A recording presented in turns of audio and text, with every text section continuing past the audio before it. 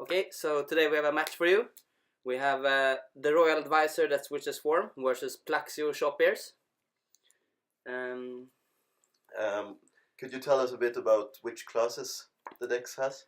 Alright, so the Plaxico shop ears has Marsh, this, and Shadows. And the Royal Advisor has Logos, Shadows, and this. That could be quite interesting. So both deck, I presume, have the bait and switch in it? Let me see. Yeah, both have the bait and switch. Yeah, so I don't know who gets to start the game. It looks like the Royal Advisor starts. Yeah, the Royal Advisor starts the game, and I think both players have decent opening hands. Yeah, They both you decided can to see keep, that. so I guess.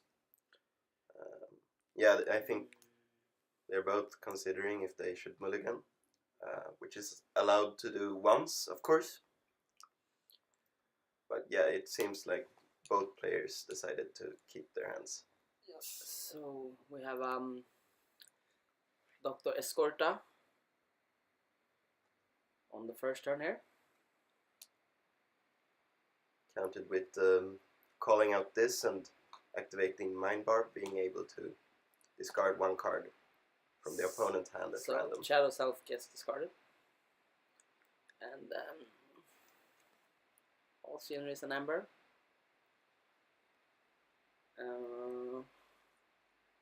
So now we have an interesting choice here with Controller Week. What to say with it?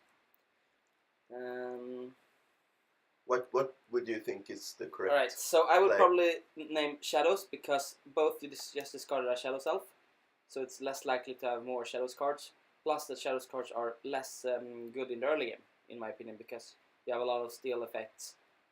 Yeah, and you can see the Amber count being really low on both sides of the field. So.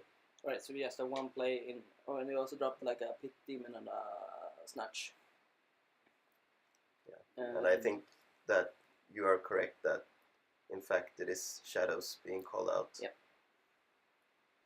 So and also, I think it's worth noting that both players pretty much know the other opponent's deck list by heart.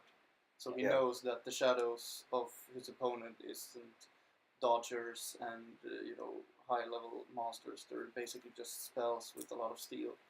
So yeah. Right. So calling Shadows just made most sense. So we have another powerful turn with bouncing the entire board and gaining more Amber advantage. We can see the counterplay here. The shuffles, of course, being able to reduce the Amber count by 1 in the end phase of the turn. And a double Dust Imp and the library, along with Control Week. So what would you name here? So I think Marsh is being named. Of course, you cannot call out this because. But you could. I mean, to force him to play with the board and not extend further. Maybe, I'm not sure. Maybe Shadows is actually named. I'm not sure. Shadows makes more sense, I guess, because of the same argument as before. Yeah, I think Shadows was the. Yeah, so Shadows called. Yeah, because of the argument that we said earlier, is probably the correct play, I think. And here it's really important to note that the Silvertooth is coming down next to the Shadow Self, so it's dodging the damage, being able to trade free for the shuffles. Yeah, and I think it's way more important to protect the Snudge than the Pit Demon. Yeah. So here's an interesting thing. By playing out the Bad Penny, I'm not sure if you should discard a Bad Penny because it's just a bad card, but you probably just want to play Shadows later on and be able to. Since you have the board control already, I think that just being able to slam down an extra body onto the field and basically gaining 1 Amber extra if you will call Shadows. And also you have high potential to out like elusive creatures with a Bad Penny in play. So I think it's usually correct to play a Bad Penny.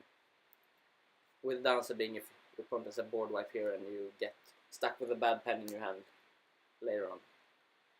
Yeah. So here would be a good time to like play a gateway and get 4 Amber and reset the board plus getting like 2 Amber from Reaping and getting to library card. But I don't think he has a gateway in hand, right?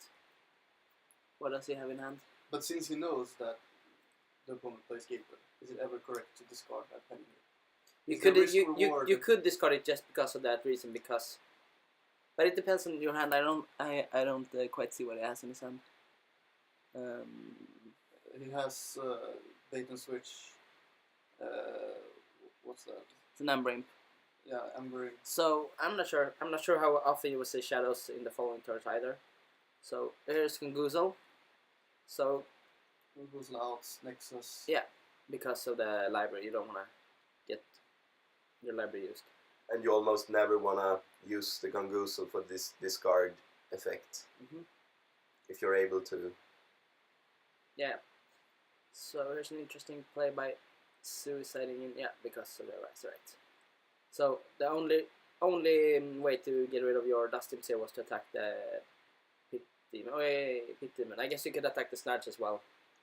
But yeah, you could argue that the damage would be more important onto the Shadow Self than the Pit Demon, but probably not, because the Pit Demon needs to survive the following attack in order to get the effect. No, it's just action.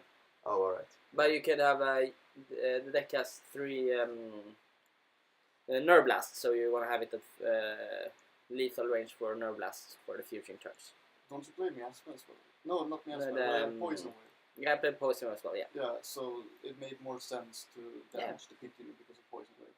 Because the Poison Wave... Yeah, the Poison Wave, exactly. And I think we can see that Poison is, in fact, in hand, I believe. And now I'm not sure, actually. I'm not sure. Alright, so I think we have another this turn here. Yeah, I think it was a close call between if you want to bait and switch here or save it for later. Yeah, you actually have a pretty good bait and switch turn. This is a pretty good bait and switch turn. Yeah. But you could also use the Pit Demon in order to avoid your opponent from forging a key. Yeah. And then you could actually set up for a future turn with bait and switch that could be huge. But if you have like 1 more power, you could like kill both Dust Imps and then bait and switch for a huge amount. Yeah. But I don't think you could. I don't think you can out both Dust Imps. The thing is that you can only out one of the Dust Imps, and then you could not play do the play to full extent. Yeah, so I think it's much better to just save on that 1 turn, and like make your opponent commit more to the board, and then next turn you can hopefully out both Dust Imps and then bait and switch. Yeah. But it becomes awkward as well because you gain Amber by like reaping with it's attacking, alright? Because so now you have the attack and the bounce on the artifact. And then steal. The Shadow Self will devour the damage from the. Do you think that is ever like correct to like reap here and not steal? Probably not, because you will continue to lose the Amber from the shuffles. He also gets a key by doing that, so and then also it becomes a super tally. Quite passive turn here, actually. And it also gets super clear that you have bait and switch if you like makes your opponent more number. Right. So did you draw a battlefield now? Yeah, I think so. Right.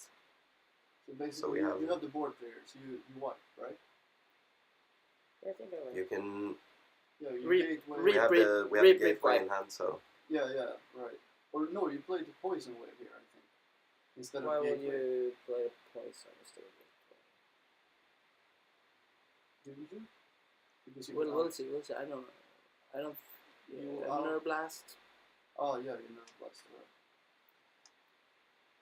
I don't have poison. So of course you need to out the Ember Imp first in order to play your turn without any restrictions.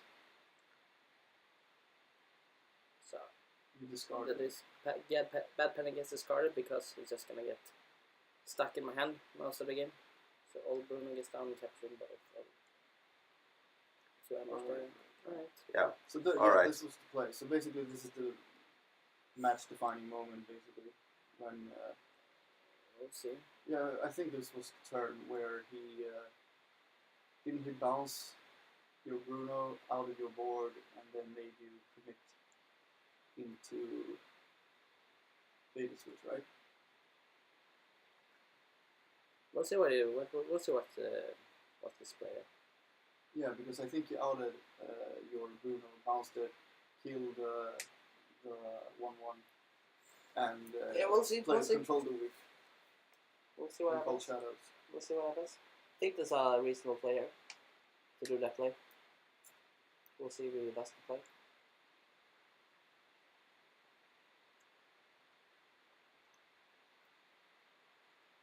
So what more does he have in hand? He has control the weak, lights out.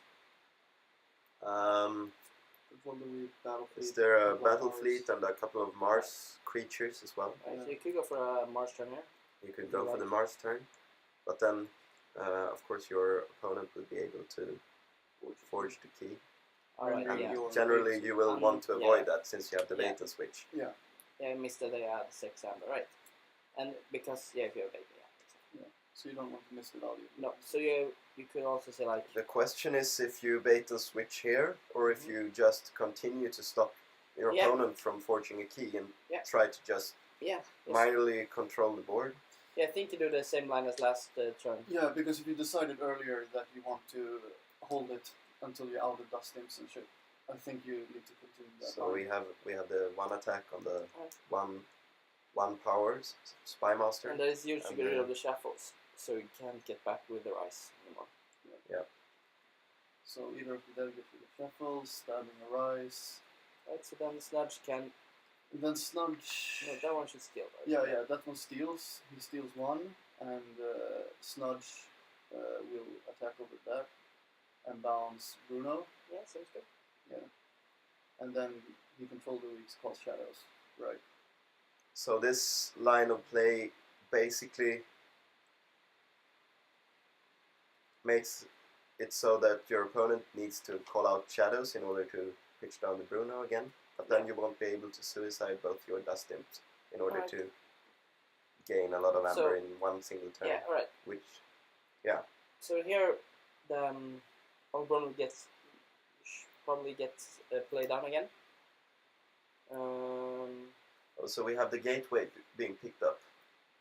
But you called shadows, so you can't play. Yeah, but they get away for the other player. Oh yeah. So poison. Yeah, so here you poison. Yeah, right. This was the play. So you poison wave, you get like 1,000,000 amber. Yeah.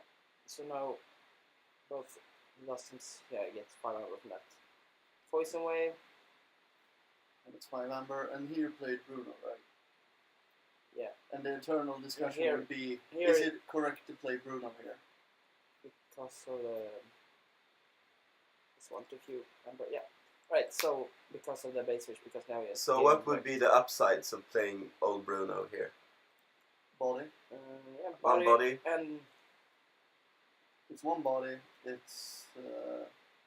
And yeah, we have the beta switch coming down. That's quite obvious, actually. Not that so obvious, actually. You could not. It's not that obvious, actually, when you think about it, because it was like it wasn't such a good setup that it seems, because it's like as good as before, but the fact that the dust imps were killed made it so much better. Yeah, so the game plan of bait and switching the dust imp value. Yeah, but you had no. It was the point from the beginning, right? That's but the dust imps were not. You had, on the board there was no way to deal with the dust imps. The poison wave was the thing that did it. Yeah, exactly. Yeah. So. Right. But you could argue both sides here to discard Bruno or not. I think it would have been sick if you actually discarded it. Yeah, and we can see it being quite fortunate here that the beta switch made the opponent stay down on just 5 amber, not being able to forge a key on the following turn. Yeah. Alright. So we have the gateway for a board cleared. And as the library gets back down again. It was bounced earlier, right? Yeah, it's not bounced. And so it's been stuck in the hand for like 5 to 6, No, a couple of turns. 4 to 5 turns. So. And here, the bottom player just plays Battlefleet. Right, so now it's a pretty good March turner. So Battlefleet lets you draw 3 cards and also gives you a bonus amber.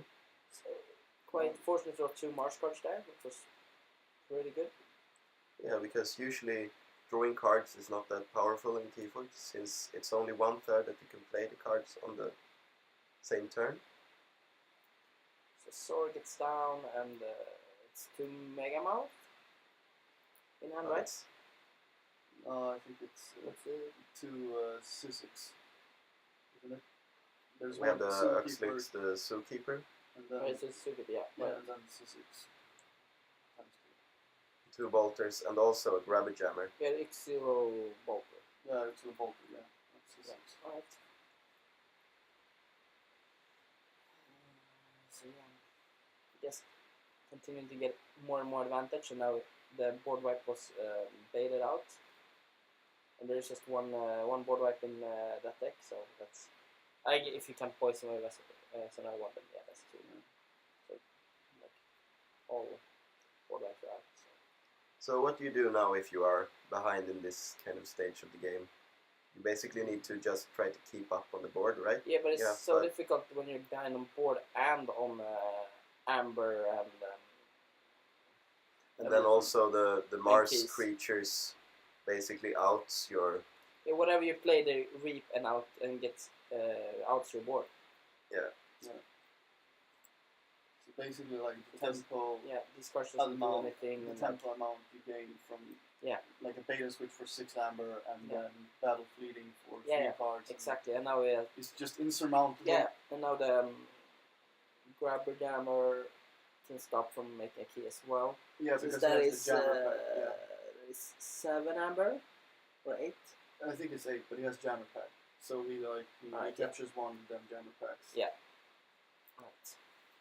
But you have to regard it as quite fortunate in this stage of the game, being able to pitch a lot of logos cards, trying to just dig through your deck in order to get to the board clear or something similar to put you back into the game. But there's only one board wipe. Yeah, and you know it because you kind of know the deck list, so you know it's just... Otherwise you just have to But you need to find some kind of an answer, right? Yeah. To the board, another way. Anyway. Another way to getting back into this game is just trying to forge a key, and then digging for like cards like bait and switch or like huge amber swings, and like pushing like for big amber. Yeah, because I don't think you can try to win the board and win amber. No. So you just have to like. When I end up in this situation, I just say fuck the board and just try to rush amber. Yeah. And hopefully win that way. So the stun counter from Sorg is being taken out, so now it's basically a really powerful creature to have onto the board. And you have the jammer pack coming down onto Sorg as well. Right. So basically, I would assume that it is coming down on Sorg, since it is the most hard creature to out. Yeah. And it's the one we don't really care if we outs it either. You could argue that you could place it on one of your elusive creatures as well, but those are within the range of Nerve Blast and similar. I would probably as well, like when you place your card here, I would probably like in general place Sword on the flank to play on hand of this. Yeah. So. And here you can see the Psychic Network being picked up. Usually not a good card, but here it's very insanely good with like 5 ready March creatures. Yep, 5. Yeah, that's seems pretty good, right? But don't you like Nerve Blast one of them? Yeah, we have Nerve Blast ready. Yeah. To take rid of the Zookeeper, or I think the Alpha Zookeeper and play Ghost Lands. Seems like Yeah, and you can see here being stuck on such high amber amount, not being able to forge key is huge, since you could not even bait and switch if you would be able to pick it up. So here the gameplay should be try and stop your opponent from making a key, which I don't think you can. But stop your opponent from making a key, and then make sure you barely make a key, so you can bait and switch for a maximum value. That would be my game. And here you can see the immediate value from not placing the jammer pack onto Uxlux the Zookeeper. Yeah, or one of the smaller guys as well. Yeah. Because you could argue with both of those two parts. So another Nerve Blast coming down onto the first Excellent Bolter. The first was Relentless Whispers, I think. Oh yeah. Yeah. So the last chain being taken away. So now the obvious Marsh turn with the Psychic Network. Yes, make a key. Yeah, make a key. Psychic Network. And then read for 1 million. Yeah, we'll probably have the Doc Boxen, I think. Don't you do that? Like I'm not sure. Maybe not, because then the Sorg dies to Nerve Blast. Yeah, but you just had a Shadow Storm. Yeah, you just had a Shadow Storm. Whatever. I think I will just read with 4 guys. Don't you? You recapture. Yeah, I think you read with all 4. That should be. I think. I would actually argue that.